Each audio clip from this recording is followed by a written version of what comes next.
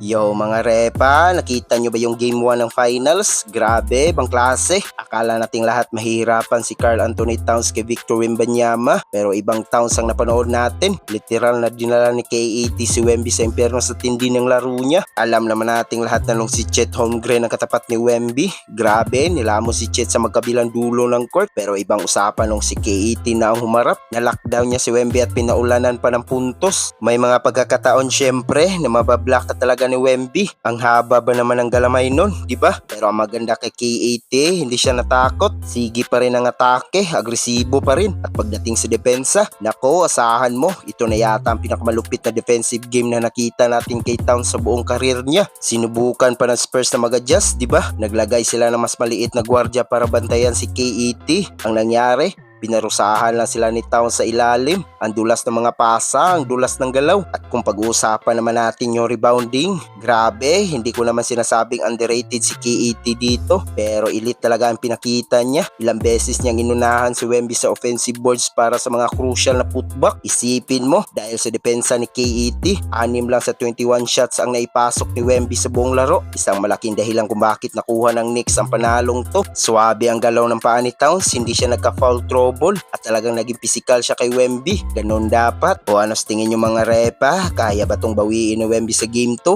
O tuluyan na siyang hihilain ni KAT pababa? Comment nyo naman ang hula nyo sa baba. Huwag nyo rin kalimutan mag-like at subscribe para lagi kayong update sa mga pintuan basketball. Hanggang sa muli, peace out!